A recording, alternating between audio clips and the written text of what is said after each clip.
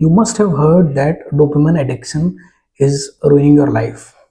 Dopamine is ruining your discipline. You need to detox the dopamine. But what if dopamine was never the problem? It was just doing its natural job. The dopamine is just a neurotransmitter which brain uses to communicate.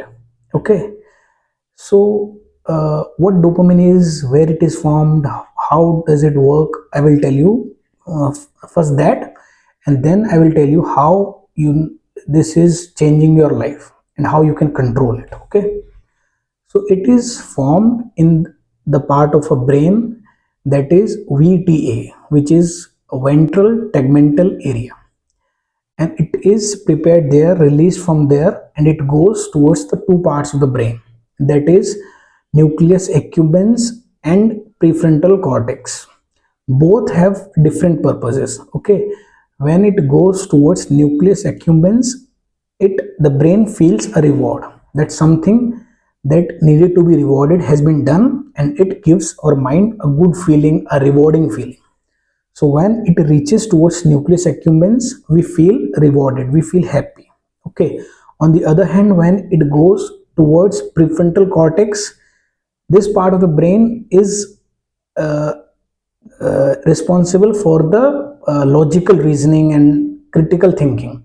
So it basically decides that what I have done that has rewarded me is good or bad for the long term. Should I have done that or not? Like that. But that the nucleus accumbens, which is rewarding, is so fast, it immediately gives you reward as you did something, no matter it's good or bad. As the dopamine goes towards the nucleus accumbens, as it reaches it, you immediately feel good, you feel rewarding, and you feel happy. But then it reaches towards the prefrontal cortex, which has the ability to reason, ability to question that whether it was good or bad, should I do it or not, like that. This process is quite slow. So now you can like get a quite an idea that when you did something bad, first you just feel good. Okay, like by bad I means which is not ethically good, but it is giving you some short pleasure. Then you feel good at the beginning, but after some time you realize that that was not that nice. At that time dopamine hits your the part that is called prefrontal cortex. And now I will give you an example that how habits build. Okay, so let's say you like the game of football. Okay, you play football or baseball, you like baseball, let's say. You just think, let's play baseball. At just that very moment, the part of your brain that is VTA will start preparing dopamine. And as you go on the ground, you just prepare for baseball and you start playing baseball, your brain will release dopamine as you're feeling happy. You wanted to do that, that is giving you happiness, and you're doing that, you're feeling happy, your brain will release the dopamine, and it will go all the way to nucleus accumbens first. It will go towards the prefrontal cortex as well, but first you will reach there. Then you will feel happy, and this will store in the memory, this entire process. Okay, so what will happen in the next time, whenever you will be, and afterwards then it will go to prefrontal cortex as well, the dopamine. And then prefrontal cortex will also decide that playing game was not a bad thing, your time you played, that's totally fine. Next time whenever a situation like that will happen where you want to go and play, just by the idea of that, the brain will remember everything that what happened, and the dopamine will be slight higher as compared to last time, and will be all set to go there and play. Now this time this dopamine will again increasing, and will be more liking to go there and play. Okay, so that is how a habit is built. Once the situation is done, the memory is stored, and the next time the dopamine reacts the same way, and you're going to habitual of the reward, not the dopamine. The dopamine just released and passed, the rewarding is done by the part of the brain that is called nucleus accumbens. You're habitual to that reward.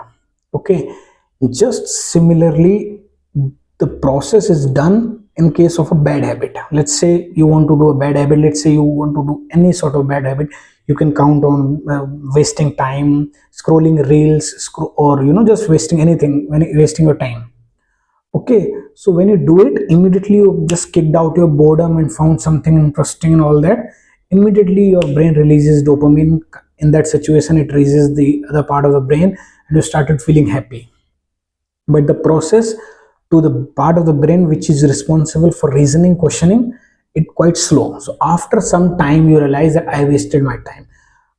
I can bet you must have witnessed this thing in your personal life, that when you do something, at after some time of doing a thing which is not right, you felt that you should not have done it, since it was not right and you wasted your time. So that is how dopamine works. So what is the point of this video? The point of this video is, dopamine is not bad. Okay, your habits are, like, if you try to feel to make good habits, dopamine will release in them also is the same way.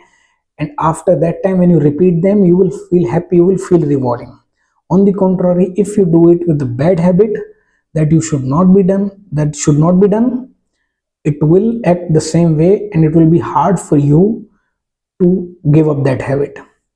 So it's so better to think before committing anything, just for sake of some entertainment, enjoyment, or just sake of some time pass. It's not very nice. You should think. Okay, so that was the whole purpose of this video, to understand how dopamine works, how you should make your habits, and how dopamine can go against you in case if you do not understand the practicality of dopamine. So that is all about it. I hope it helps. Thank you.